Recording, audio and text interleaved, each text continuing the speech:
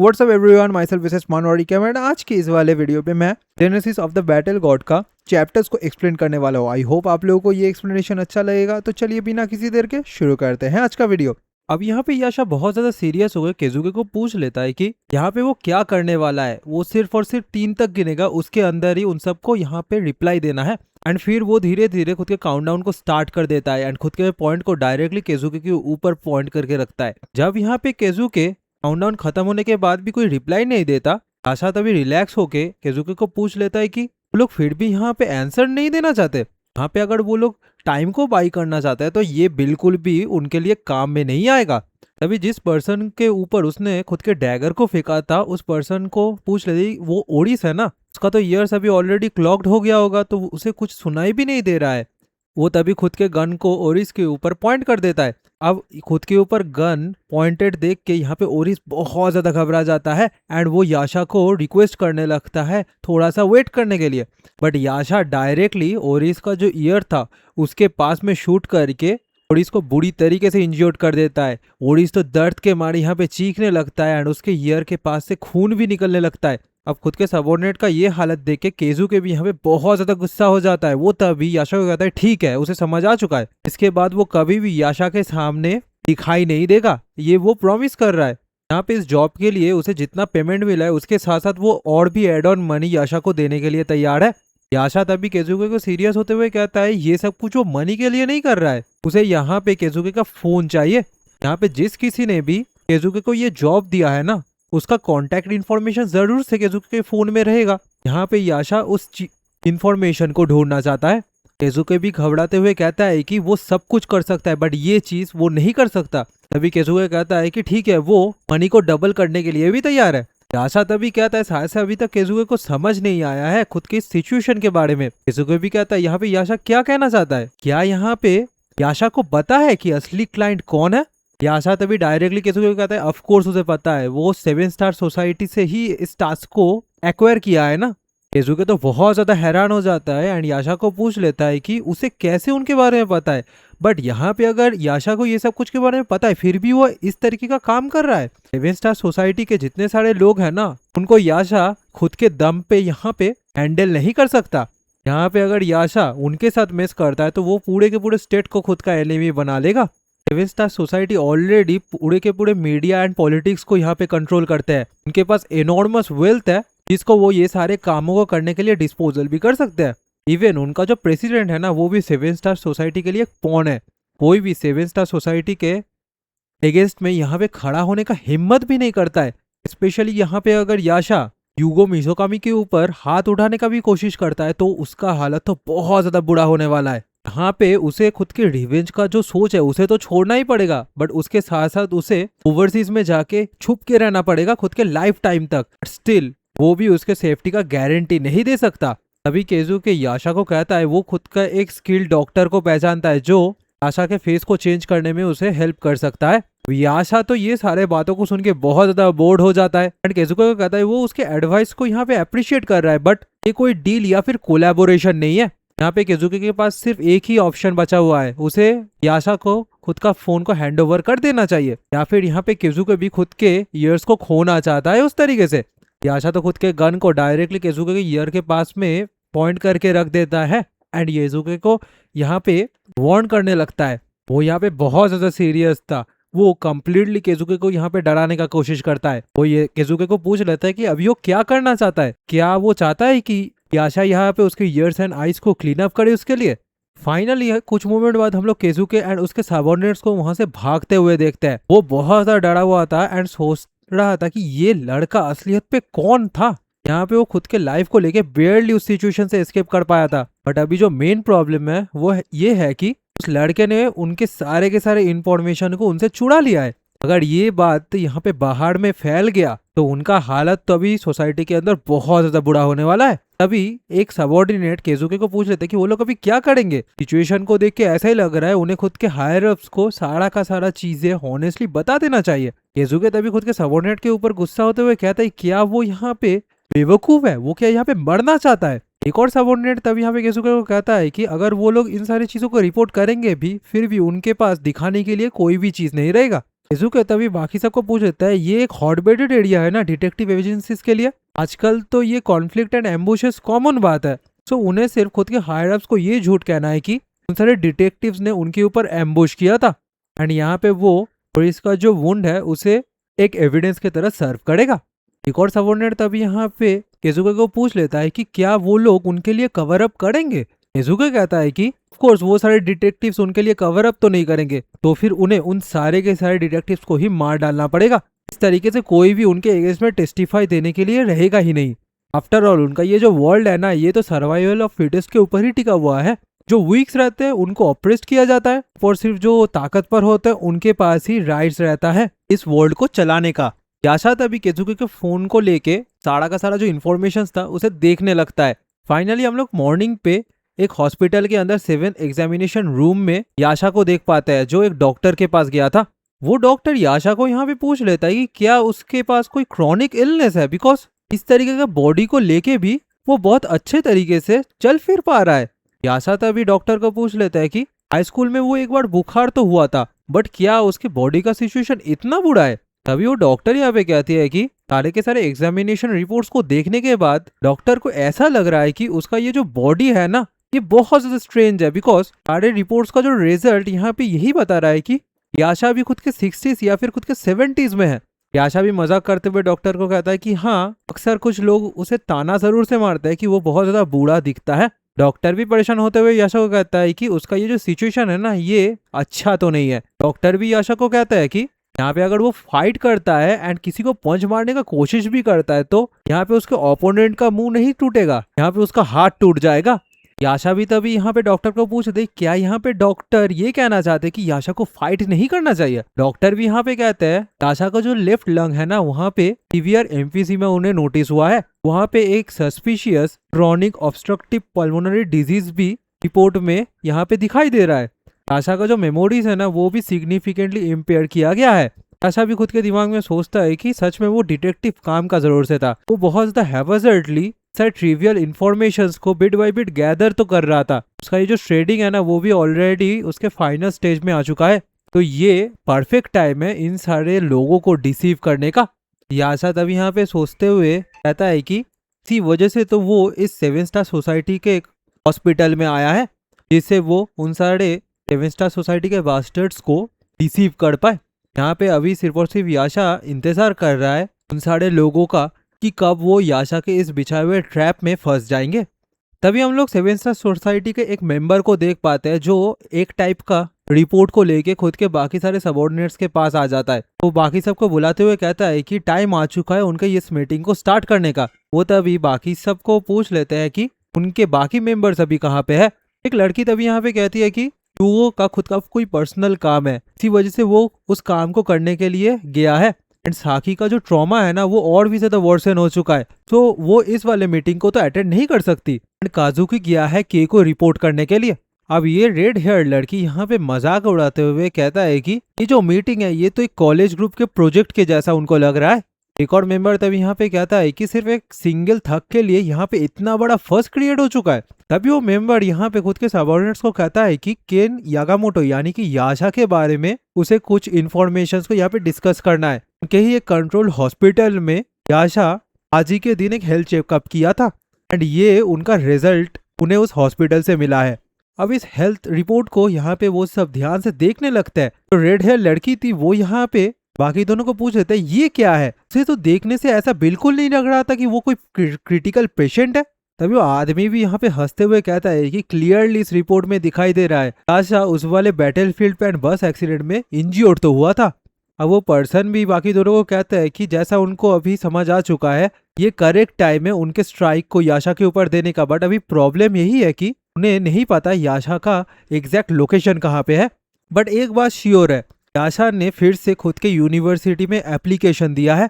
वो red hair लड़की यहाँ पे कहता है कि क्या वो खुद की यूनिवर्सिटी में लौट के खुद के ग्रुप प्रोजेक्ट को करना चाहता है। उनके 7 स्टार सोसाइटी के बहुत सारे कनेक्टेड एस ऑलरेडी उस यूनिवर्सिटी में है ना। वो लड़की तभी हंसने लगती है एंड कहती है ये बहुत ज्यादा डेंजरस वर्ल्ड है, इवन यूनिवर्सिटी के अंदर भी अगर कोई फाइट में इन्वॉल्व होता है तो वो वहां पे भी मर सकता है। तभी वो यहाँ पे मजाक भी करने लगती है एंड कहती है कि ये आदमी कोई सस्पिशियस ऑर्गेनाइजेशन का यहाँ पे एजेंट भी तो हो सकता है ना। अब ये रेड हेयर लड़की तो बहुत ज्यादा क्रेजी थी। अब यहाँ पे जो ब्लैक हेयर आदमी था उसका नाम था आत्सुशी आयनोकोजी। वो इस कमेटी का सेक्रेटरी क्लर्क था। वो यहाँ पे कहता है कि वो जैसे डेंजरस एलिमेंट को यहाँ पे अनअटेंडेंट तो छोड़ नहीं सकते। कोई इसे सिक्योरिटी कमेटी का एक मेंबर होने के नाते इस पूरे के पूरे सिचुएशन को खुद के दम पे हैंडल करेगा। बट उस जैसा प्रेस्टिजियस यूनिवर्सिटी में अगर एक मर्डर ऑकर होता है तो उसे पूरी तरीके से कवर अप करना उनके लिए एक्सट्रीमली डिफिकल्ट हो जाएगा। तभी जिस लड़के ने यहाँ पे याशा का सारा इन्फॉर्मेशन को लेके आता वो कहता है कि तो फिर वो उन पूरे के पूरे इंसिडेंट को एक आर्टिकल की तरह भी तो छप सकता है ना। यहाँ पे वो कोई भी फॉल्सहुड को यूज ही नहीं करेंगे। अब ये लड़का था largest internet platform and broadcasting station का ओनर। आयनाकोजी कहता है कि हाँ ये तो उसके डेथ के बाद का स्टोरी है, बट उनके उस कनेक्शंस के हेल्प से क्या वो आशा को यहाँ पे हैंडल कर पाएंगे। तभी जो रेड हेयर लड़की था वो यहाँ पे कहती है कि उनके 7 स्टार सोसाइटी के अंदर भी तो बहुत सारे केबल यूजर्स मौजूद है ना, तो उनको भी यहाँ पे उनके यूनिवर्सिटी लाइफ को कल से ही स्टार्ट कर देना चाहिए। अब ये रेड हेयर लड़की का नाम था अंजाकी टोमोए, जो प्राइम मिनिस्टर का चीफ सेक्रेटरी थी एंड इसका फादर पार्लियामेंट के एक मेंबर भी थे। तभी याशा के फोन में फिर से हर्मिस कॉल करता है। याशा उस कॉल को पिकअप भी करता है। हर्मिस तभी यहाँ पे मजाक करते हुए याशा को पूछ रहे क्या उसने उसे मिस किया। यहाँ पे तो हर्मिस के लिए एक ऑनर का बात है कि हीरो ने खुद उसे कॉल किया है। याशा भी सीरियस होते हुए हर्मिस को कहता है कि उसका ये स्मॉल टॉक एनफ हो चुका है। यहाँ पे मेई का जो केस है उसको लेके उसे कितना इन्फॉर्मेशन मिला है। हर्मिस तब यहाँ पे कहता है कि वो तो बहुत ज्यादा कोल्ड है, बट मेई के बारे में उसे जो जो इन्फॉर्मेशन चाहिए वो सारी चीजों को गैदर करने के लिए हर्मिस को और थोड़ा सा टाइम का जरूरत है। बट इन सारे चीजों के अलावा भी उसके पास कुछ जूसी इन्फॉर्मेशन है याशा के लिए। कुनियामा आकी के पास जरूर से ये पूरे के पूरे इंसिडेंट को लेके बहुत सारे क्लूज रहेगा जो यहाँ पे याशा गैदर कर सकता है। हर्मिस कुनियामा का जो लोकेशन है उसे मैसेज के थ्रू ऑलरेडी याशा को सेंड कर चुका है। याशा भी अभी यहाँ पे सोचता है कि फाइनली हर्मिस ने इन सारे चीजों को लेके आकी को भी ट्रैक कर चुका है। हाँ, याशा तभी यहाँ पे हर्मिस को पूछ लेता है कि आकी कोई डेंजरस सिचुएशन पे तो नहीं है ना। हर्मिस भी तभी यहाँ पे कहता है कि वो किस तरीके से ये सारे बातों को यहाँ पे कहेगा। आकी अब भी इस कंट्री में ही है, बट कंट्री के अंदर उस एरिया पे जाना याशा के लिए ज्यादा डिफिकल्ट रहेगा। वो जगह याशा से बहुत नियर बाई है, बट उस जगह को प्रॉपरली ढूंढना बहुत ज्यादा हार्ड है। इवन उस जगह के आसपास में भी जाना नॉर्मली हार्ड होता है। बट याशा यहाँ पे बहुत इजीली उसके साथ मीट कर सकती है। बट यहाँ पे मोस्ट लोगों के लिए कोई भी बिजनेस वहाँ पे तो नहीं रहता, बट याशा के लिए जरूर से वहाँ पे बिजनेस हो सकता है।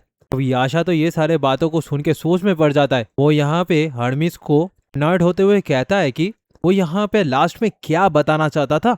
हर्मिस भी हंसते हुए फिर याशा को सॉरी कहता है एंड कहता है कि वो अगर सिंपली यहाँ पे इस बात को कहे तो आकी ऑलरेडी 7 स्टार सोसाइटी के थ्रू कैप्चर कर लिया गया है।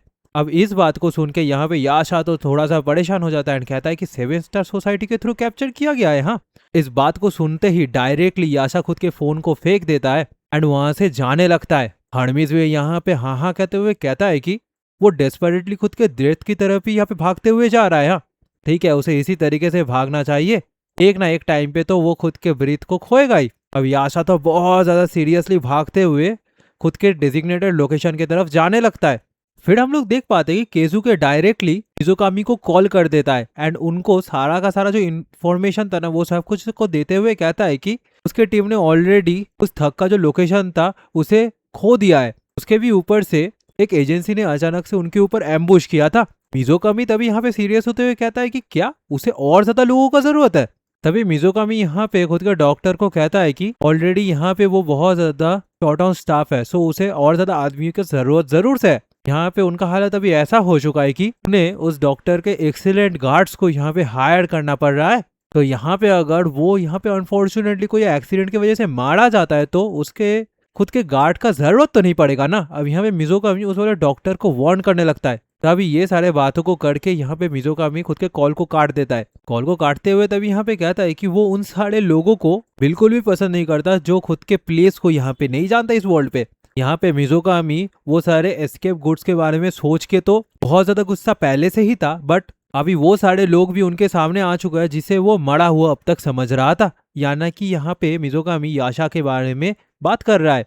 तभी एक लड़की के पास यहाँ पे मिजुकामी खड़े रह के कहता है कि उन सबको यहाँ पे चुप रहना चाहिए था उस पॉइंट ऑफ टाइम पे, बट स्टिल अब तक वो लोग उसके काम में इंटरफेरेंस दिखा रहे हैं। एंड जो लोग यहाँ पे सिचुएशन को कम्प्लीटली रिजॉल्व कर सकते हैं वो तो कम्प्लीटली यूजलेस निकले। तभी एक बॉटल ऑफ शैंपेन को लेके वो डायरेक्टली लड़की के ऊपर उसे पोर कर देता है। मिज़ुकामी सीरियस होते हुए कहता है क्या वो उन सारे लोगों का यहाँ पे टंग्स को काट डाले? जब तक उनके पास आईज एंड फिंगर्स रहेगा वो तब तक के लिए तो मैसेजेस को भेज ही पाएंगे ना। अब वो इस लड़की को यहाँ पे गुस्से के नजर से देख रहा था। अब ये लड़की भी बहुत ज्यादा घबराई हुई थी एंड सोच में भी थी। तभी यहाँ पे एक मेंबर आ जाता है मिज़ुकामी के पास एंड उस रूम पे घुसते ही वो मिज़ुकामी को सॉरी कहता है उनके इस कॉन्वर्सेशन में इंटरप्ट करने के लिए। पर 7 स्टार सोसाइटी ने उनके साथ कांटेक्ट किया है केन यागामोटो के बारे में कोई चीजों को डिस्कस करने के लिए। मिज़ुकामी तभी खुद के सबऑर्डिनेट को कहता है कि 7 स्टार सोसाइटी के मेंबर्स को इन्फॉर्म कर देने के लिए वो बहुत जल्दी ही वहां पे जाएगा। वो तभी ये भी ऑर्डर देता है कि इस लड़की के ऊपर उन्हें अच्छे तरीके से नजर रखना है एंड उन्हें खुद के लोकेशन को भी चेंज कर लेना चाहिए अभी। तभी हम लोग देख पाते हैं कि मिज़ुकामी में जो सबऑर्डिनेट्स थे ना वो उस लड़की को पकड़ के एक कार के अंदर बैठा के कहीं पे जाने लगते हैं। अब इस ग्रुप का जो लीडर था वो यहाँ पे कहता है कि सच में ये तो बहुत ज्यादा ट्रबलसम ओपन है।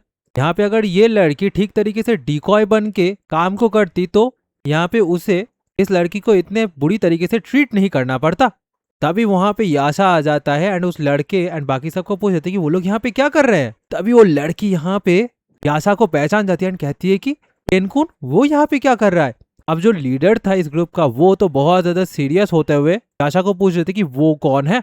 याशा भी सीरियस होते हुए कहता है कि वो यहाँ पे पूछ रहा है कि वो कौन है। वो सिर्फ और सिर्फ एक पसरबाई थग है जो यहाँ से जा रहा था। अब याशा तो यहाँ पे बहुत ज्यादा सीरियस था। तभी वो लीडर भी हंसते हुए कहता है कि क्या वो यहाँ पे बहुत ज्यादा ड्रंक होके आया है?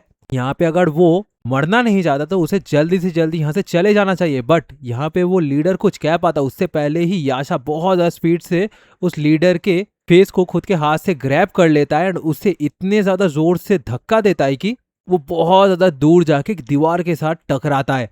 याशा भी कहता है वो यहाँ पे उसे एक ड्रंकयार्ड सोच रहा है। ठीक है, उसे ये सेटअप भी अच्छा लगा।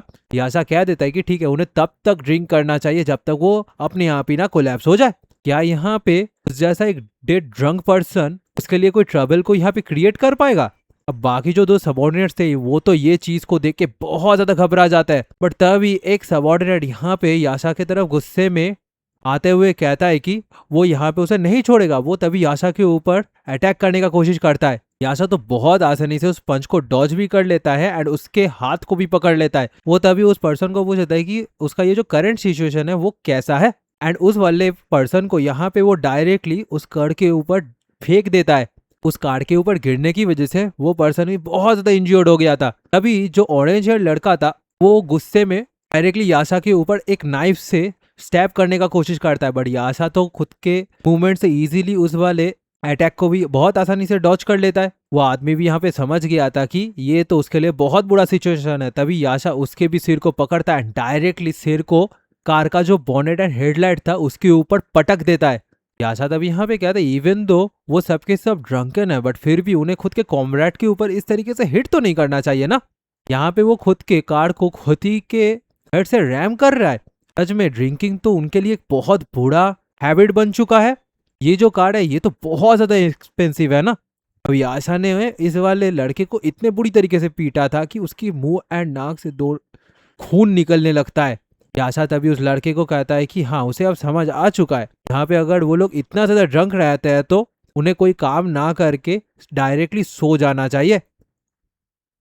तभी वो डायरेक्टली यहाँ पे उस लड़की की तरफ देखता है। वो लड़की भी यहाँ पे केनकुन को पुकारता है। वो लड़की रोते हुए यहाँ पे याशा को पूछ लेती है कि वो इतना ज्यादा लेट क्यों आया। याशा भी उस लड़की का हाथ को पकड़ते हुए कहती है कि वो यहाँ पे माफी मांग रहा है, ये सब कुछ उसी का ही गलती है।